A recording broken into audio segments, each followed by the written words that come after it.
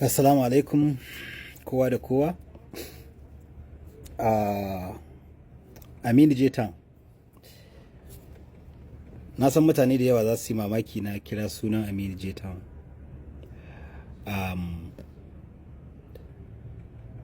Alal haƙiƙa Aminu Jetan mutane za su yi mamakin abin da zan faɗa a kan shi. Ni da Aminu Jetan ba mu san juna ba. Ba mu taɓa haɗuwa ba, ba mu taɓa magana a waya ba, ba mu taɓa samun wata matsala ba, komi ƙanƙantanta ba mu taɓa samu ba. Babu wata ma'amala da Allah ya taɓa haɗa ni da shi, face to face muka taɓa yi.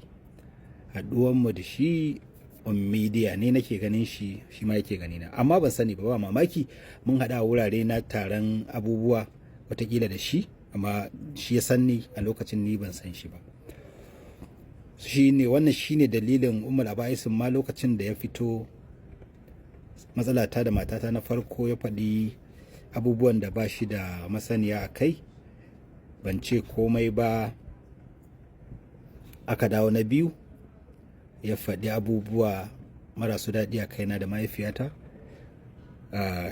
Shine abin da ya fi ɓata min rai, amma na tsaya na yi tunani, ina so in tuna me nai masa, sai na ga cewa babu ma wani abu da na taɓa yi masa, sai na bar wa Allah. So duk abin da mutum ya aikata, ni ma ina yin kuskure, in roƙi Allah ya yafe min, ko kuma abokin sana'ata in na yi ba daidai ba ina iya ce masa na gane ba daidai ba, a yi haƙuri. Kuma Aminu ya gane cewa cin mutuncin da ya yi da zage-zagen da ya yi duka bai yi daidai ba.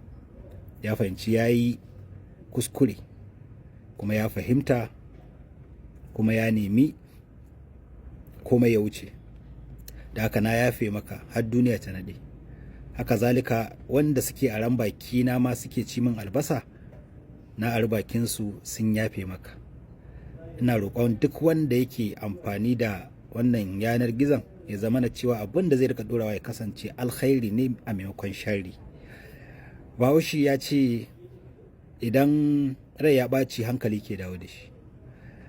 So wasu lokutan idan aka ce maka mutum ya tara damuwa da yawa, abubuwan da na fito na farfaɗe su shekaransu 12 zuwa 13, ban faɗa wa kowa ba. Ban faɗa wa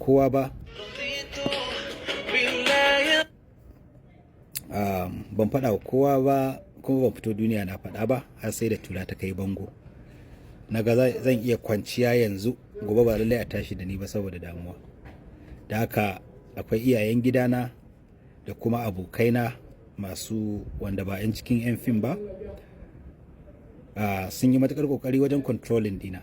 Amma da yadda na ɗauko abubuwan da na ɗauko nasu har sai na dire su, kuma ba abubuwa ba ne masu na alkhairi gaskiya. Wasu lokutan ba cikakken hankali ba ne da ni idan raina ya ɓaci gaskiya.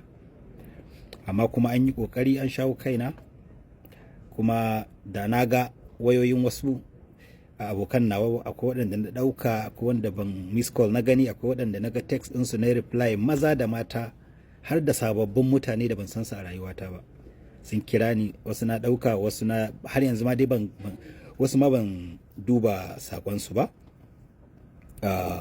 Amma duka na gani, da wanda ma ban gani ba, na gode muku, Allah ya saka muku da alkhairi.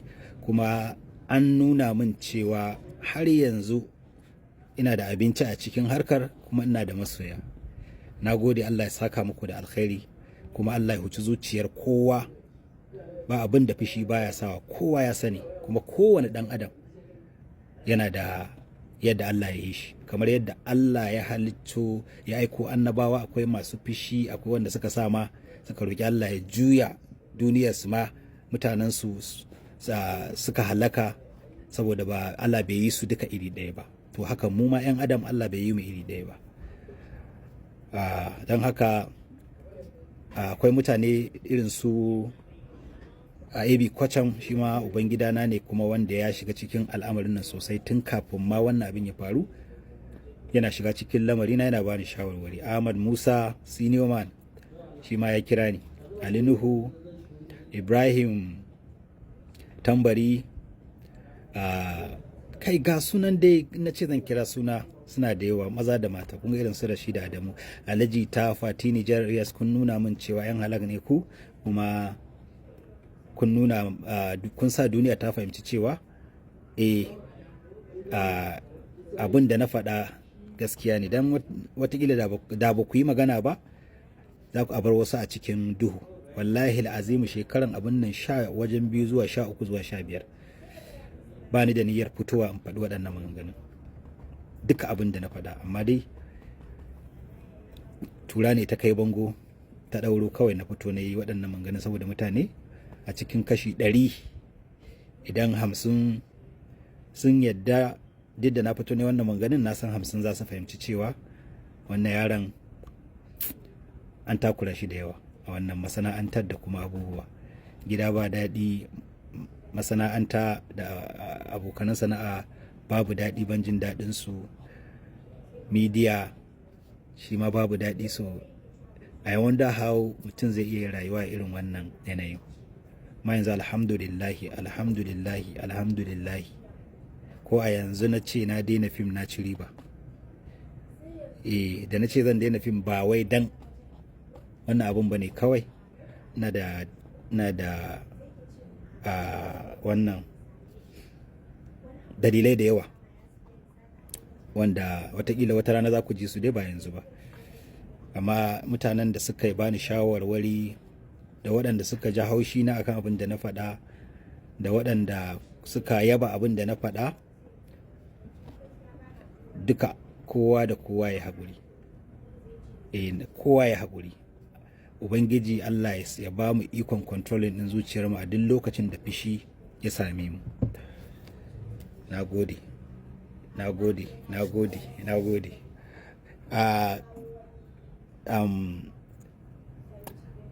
Abokan sana'ata duk na ga post din kowa da kowa, da wanda suka yi da wanda ba su yi ba, din na gani. Amma ina roƙonmu da mu haɗa kanmu, mu daina bari sai mun mutu kadai za mu je mu zumunci, mu daina bari sai aure ya zo za mu je mu dina mu cashe rawa. Wurare da dama na addini ya kamata a rika jin bakin mu, a rika ganin mu muna zuwa. Idan kai dan tijjaniya ne, in ana abubuwan addini a ganka, in dan ahlus sunna ne, in ana ya rika ganin mu, zai rage mana waɗannan abubuwan da mutane ke faɗa a kanmu. Idan daddawa da wari, Bahaushe ya ce, idan bera da sata, daddawa da wari. Na gode.